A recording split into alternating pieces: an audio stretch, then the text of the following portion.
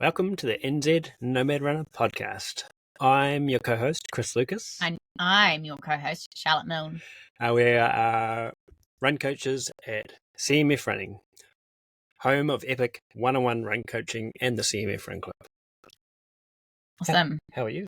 I am good. I'm good. I've been busy actually working at my other job a bit this week. Yes. I've done so many hours. I've done like 20 hours. It's Wednesday. It's a lot. We have both been on the grind. Yeah, like I have actually been enjoying it. Yeah. Just sort of this week. This week. I wouldn't, obviously I've got a really busy week like this week. I wouldn't want it to be every week because I just wouldn't, obviously CMF would be affected by it. But it is what it is. Yeah. But I've been enjoying it. I've been actually making the most of it instead of like thinking, I should be doing CMF work. And of course, the reason we are doing these other jobs is so we can put more into CMF for the future and sustainability of, this thing that we really believe in, and this community and coaching and building our coaching team and for sure, all that good stuff. And I think, and secretly, it's also been because we both have jobs, like Chris said, and it is a good reprieve from CMF. It's nice being nice mentally mixing it up, isn't it? Yeah. Having a different kind of thing and going out into the community for non-running things. Yes, Chris always comes home with bus stories. Yeah, so I'm doing some bus driving. I started in mid-April. Really told many people, really. Not for any particular reason, but started in mid-April, and it's turned out to just be this really awesome thing that I'm really enjoying and is really good for me mentally. Yeah. As well as extra money, but yes. As well as good for our life. I guess, quality of life. Yeah. But it's turned out to be this like little surprise of just being really good for me, mentally. Because sometimes I can just wake up in the morning and just be a little bit grumpy and a little bit flat, and getting out the door, and before you know it, I'm driving this bus and picking up all these school kids and going, morning, morning, morning. And before you know it, I'm in a happy mood. Yeah, it's like magic. It is super funny, like that kind of stuff. Like people obviously would experience this probably all the time when they go to work. But yeah, I can be the same. If I get up and I have to, go, not so much, I do merchandising, various sort of merchandising, don't have such a high interaction with people, but definitely obviously in the community, and it pays to smile. And just obviously I need to talk to obviously some people. But yeah, it's like a circuit breaker of getting out of me. I find like park run and things like that the same too. Totally. Like sometimes on a Saturday morning or on a weekend when we don't have much on, if there's like a non-event weekend or whatever, and we sort of say to ourselves, right, let's get up and go to park run, and it sometimes you feel like resting or like, sleeping in a bit or resting or chilling, but then like, you get up and mission out to park run on a Saturday, and it's like sort of sets you up for the weekend, doesn't it? Like that kind of, it's the same thing, similar kind of thing, isn't it? Totally. Well, there's obviously something in, interacting with others, it's important for us. Stuff them all. Yeah, no, don't have that attitude. It's good to see people. I guess that is a really good leadway onto our topic of the day, because obviously at events, it's the could be the showcase of where you put all your hard training into. It could be a race on the way to a bigger race, but obviously there's people at the race. Yep. Can't avoid them.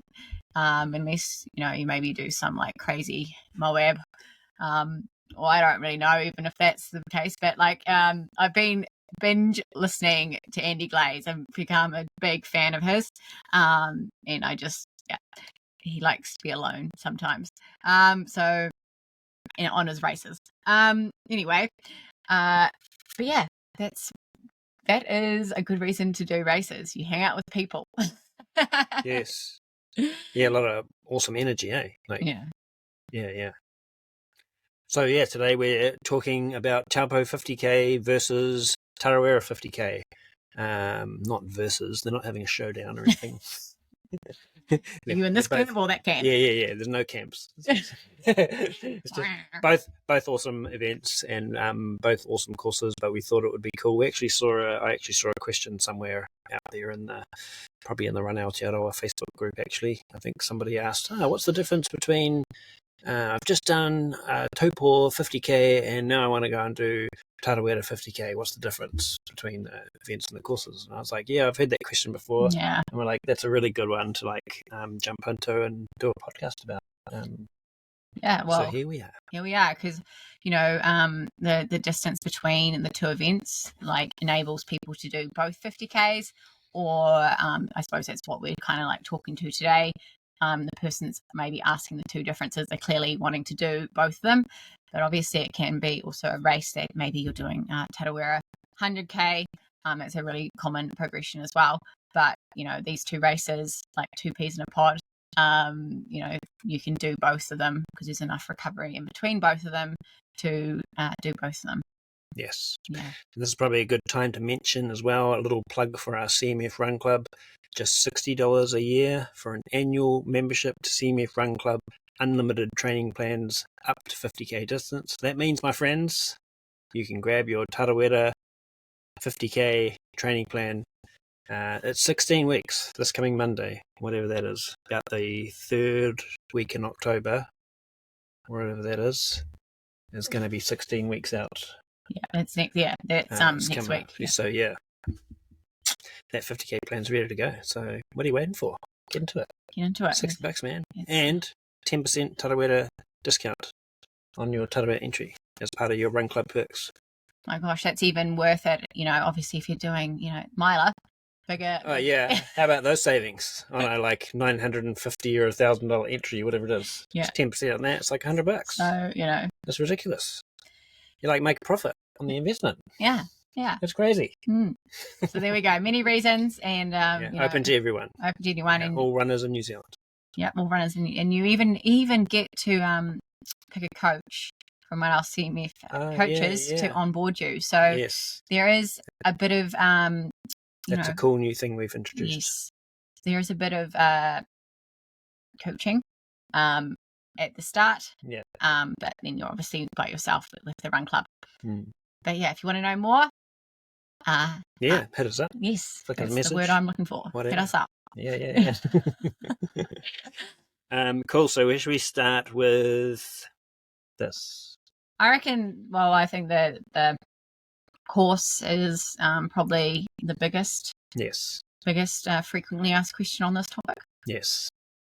So a good one to start is I guess the nature of both the courses are similar in the sense that they are both runnable. They're both pumice space, aren't they?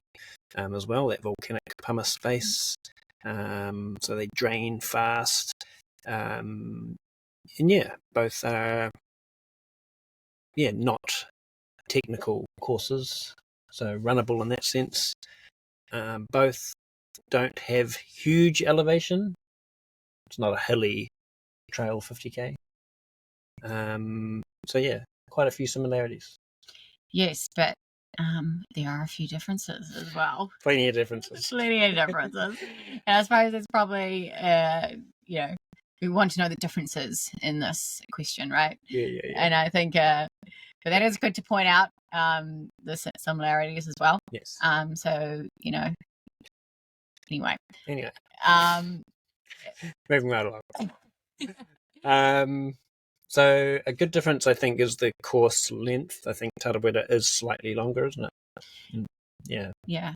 There's about 100% chance that you won't get 50Ks at Taupo Ultra, and there's about a 100% chance that you'll get over 50Ks at Tarawera. Yes. Yeah, so most people doing Tarawera 50k will clock 52 to 53 kilometers. And it is, I think it's a good 52Ks. Yeah. Course. So it's you'll get all the Strava glory on that one. Yep, you'll get your... you're not going to get 49.5 or 49.9 or not even 50 point something. You're getting a solid 52. That's going to be, but That's you have to Strava keep running. Glory. Strava Glory is good. You're going to have to keep running when you hit that 50. Yes, and so bear that in mind with your like calculations of you trying to work out, oh yeah, I'm going to do my 50 and such. You got another like up to 3Ks to clock. Yeah, for sure. This kind of stuff is really, it's like a hot tip, like always. Obviously, in every event there's aid stations and there's the Ks associated with the aid station. So make sure like that your Ks, what they say, right, basically on your watch to what the distances to the next one, because it probably might not always exactly align with what it says on the website, right, in terms of the Ks on your watch. But as long as you know generally that it's 10 Ks to the next aid station, then you'll be good. Yes, that is always a good tip to keep a track on race day. Yeah, as you're going through. But yeah, I think another a big difference between the courses is like the course profile. Obviously, like Tarawera does have more elevation. So what are we talking? 12? Was that 1,000 or 1,200? I think it's more like 1,000. Like it's a good 1,000. Yeah. On some watches, like you might get 1,200. There's some lenient ones.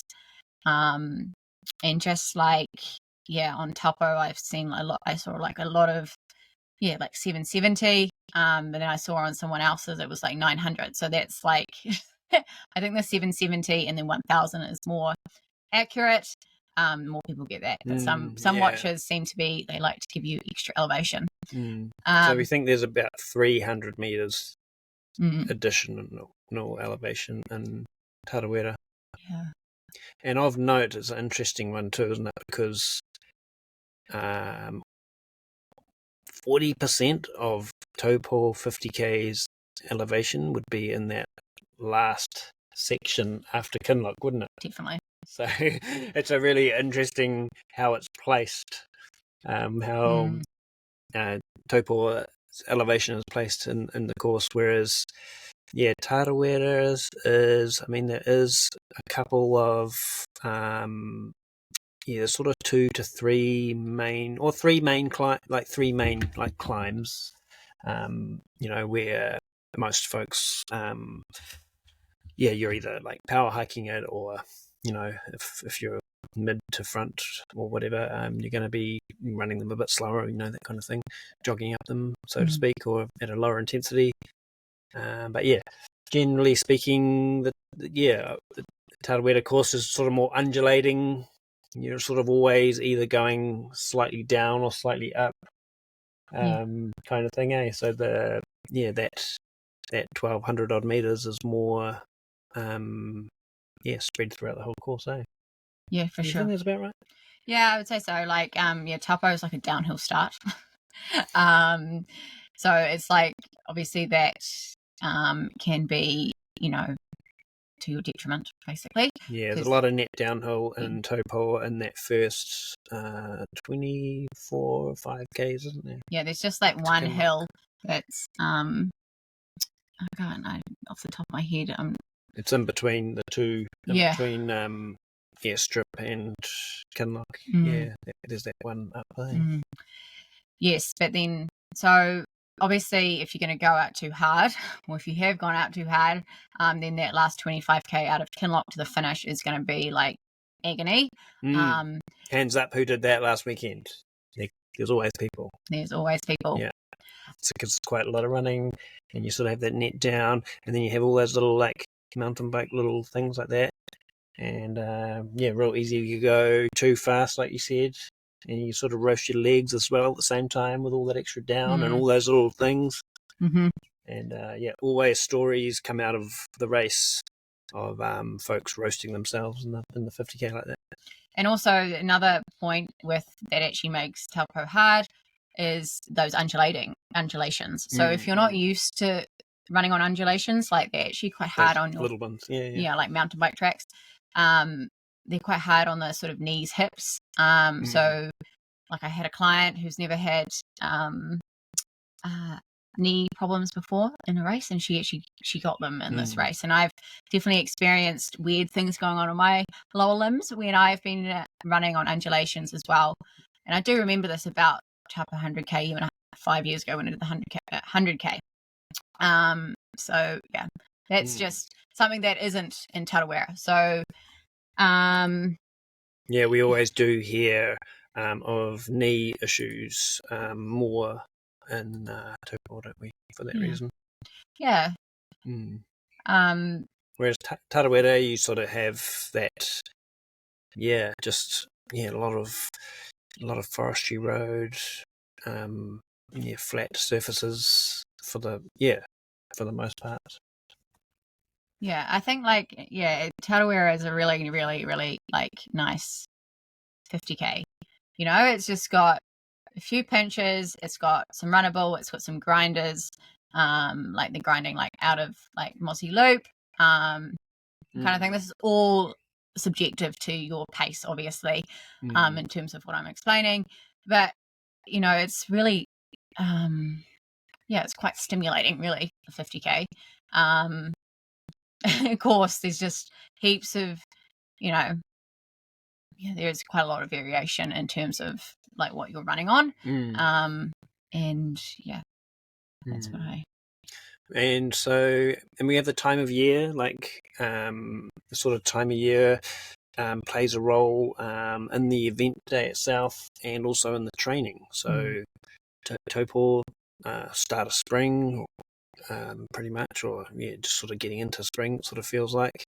And so a lot of your training's done in winter, and Tarawera, the opposite. Your peak training is done in summer, actually, or spring and summer.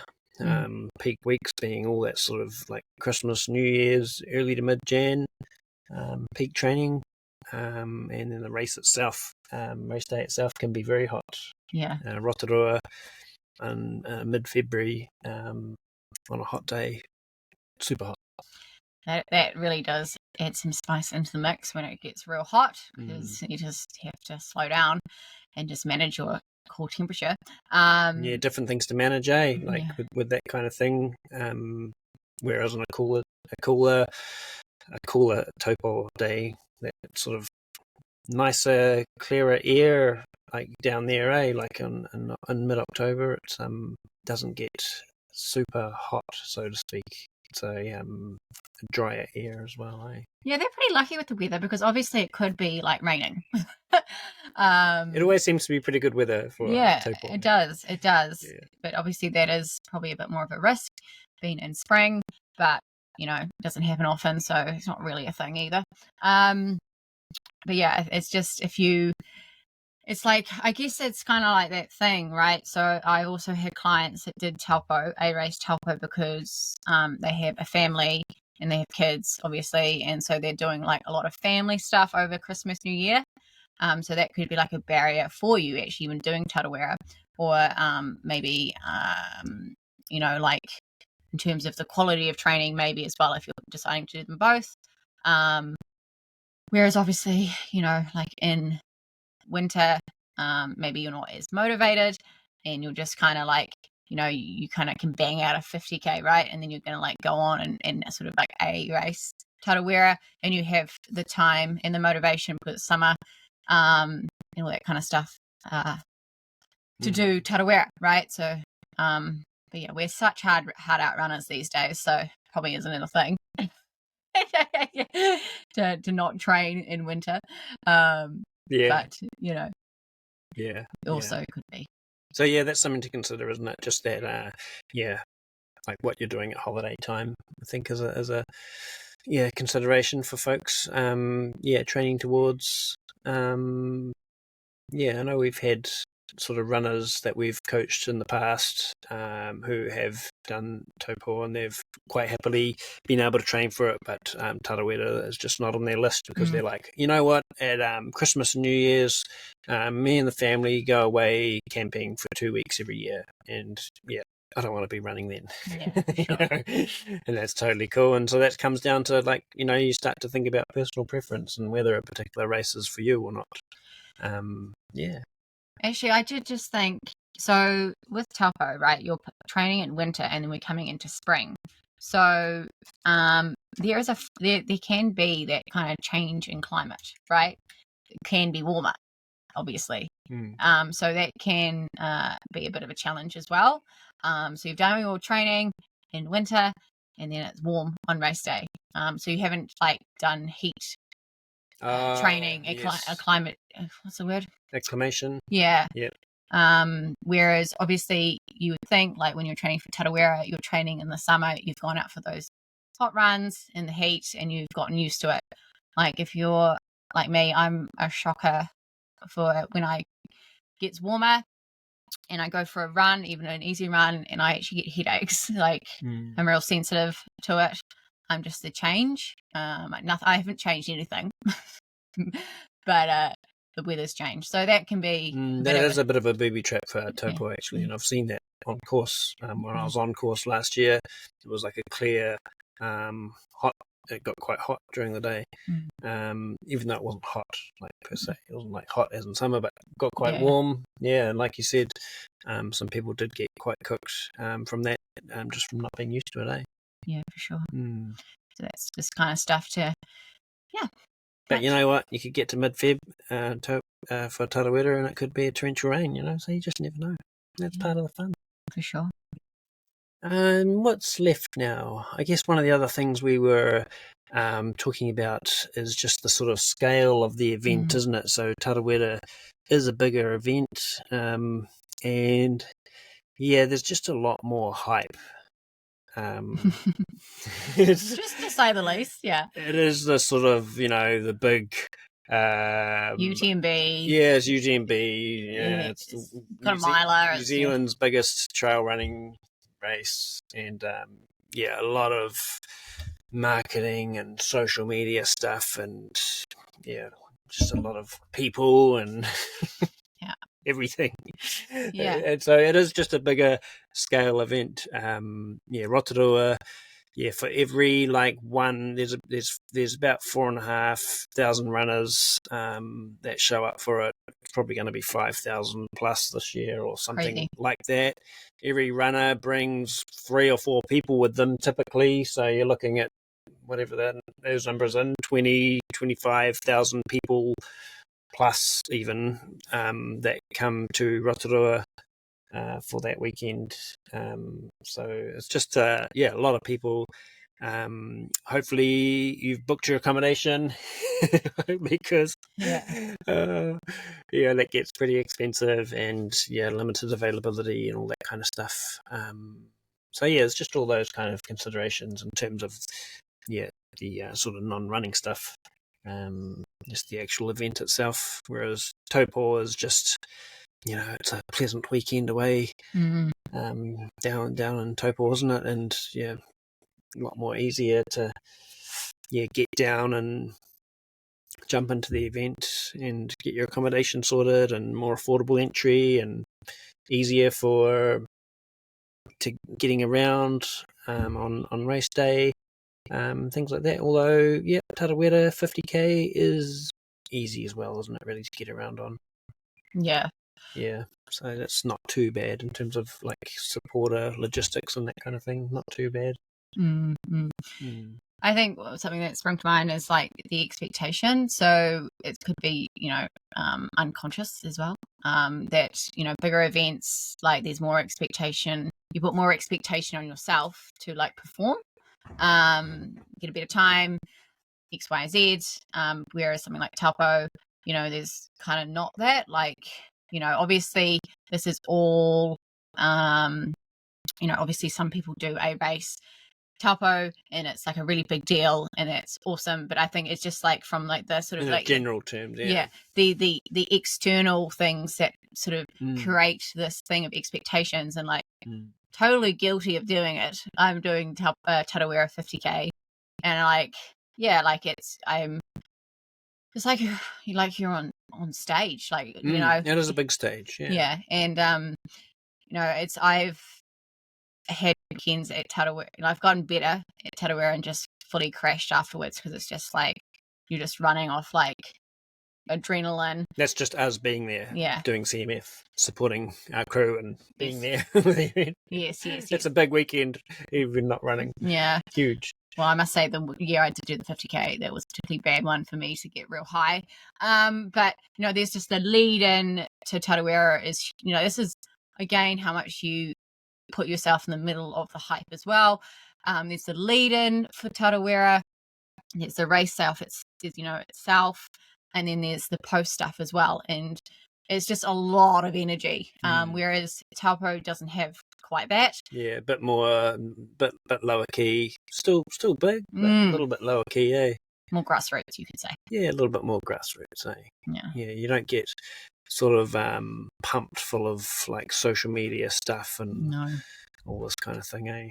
And seeing ads everywhere on social media and getting your inbox full of emails from the event, and so just different. Yeah, and like there's crazy elites kind of vibes as well, and I think just all that kind of stuff. Yeah, it adds to the energy. Just energy. A lot of energy and I think that's just something that you would be mindful of, because depending on, like I said, what type of person you are and how much you want to get involved with that can be like quite energy draining. Actually, it can be like very motivating, but if you go too far, it can also be a bit depleting because you're just like tapping yourself out. Yeah, it depends on personality types, of course, come into that as well. Speaking from personal experience here. Yeah. I'm sure there's other people like me out there. No, you're very unique. Quickly not. One of a kind, eh? One of a kind. Yeah. But no, it is a common thing. Yeah. Very common. Yeah. I think that's about it, eh? I think so. Yep. We just wanted to say as well, which we kind of forgot to do, a couple of congratulations and well dones and high fives to a few individuals that ran at Taupo on the weekend. Coach Holly Brown, 4th lady in the 100K, 11 hours 50. Mm-hmm. Yay! Holly Gregg, another Holly Gregg, one of my one-on-one coached runners. We worked towards her first 100K, and she ran in a 12:40-ish, 12:42, I think it was, 10th place, top 10 finish. And how she ran it as well. Actually, how both the Hollies ran were impressive. They were like just worked their way through the field as the day went on, which was just like so cool. Yeah, CMF strong. It was so cool to like see like that. Both their runs. Like for example, Holly Gregg was like sort of back at 18th, I think, quite a bit, and then it was like 14th, and then I think it was about 14th at Kinloch, 18th at Airstrip, 14th at Kinloch, and then into 10th. Whole crew of ladies too running together. Oh yeah, like from something like 7th to 11th position. Yeah, and they all finished almost together. Like seconds, a minute to each other, like of all of them within a minute. Yeah, easily. For sure. It's crazy. Very cool. Yeah. And Dave's a running club member, and he did the 70K. Yeah. And he ran his longest ultra. Yep. Unfortunately, he did Tarawera 100K last year and got an injury during the race, so he had to DNF. And I also know that he did the 50K at Taupo last year and had a bit of a he did what we explained earlier, had a bit of a tough race, not too hard, all that kind of stuff. But he did really well this time, and he crossed that finish line, and he did a solid day out. Yeah. So good work, Dave. Smoked a 70K. It's good to see that, especially after you have an event that doesn't go so well. It's important that you have fun. That does, so definitely. Nice. Well done to you three. And everyone else. We had about 20 of the crew there, between our run club members and one-on-one coach runners. So well done to everyone who ran on the weekend. Everyone did so well. We actually had probably more run club members at this event 100% than one coach runners. So they all did awesome. Olivia's a good story too. She's a good story as well. But she just put in a solid race in the 50K. She's been a run club member for a while now, done 4 ultras with the well, some of them were coached by me, and then some by herself with the run club plan, and she's just loving it. So really awesome to hear and see. Yeah, nice one. All right, team. Well, hit us up. Check any comments below what you think with differences between the course, anything that we've missed. This is just us sharing our experience. Chuck down some stuff, and hit us up with any other things you want us to cover. We're going to start talking about Tarawera stuff now as we sort of start getting into that lead in.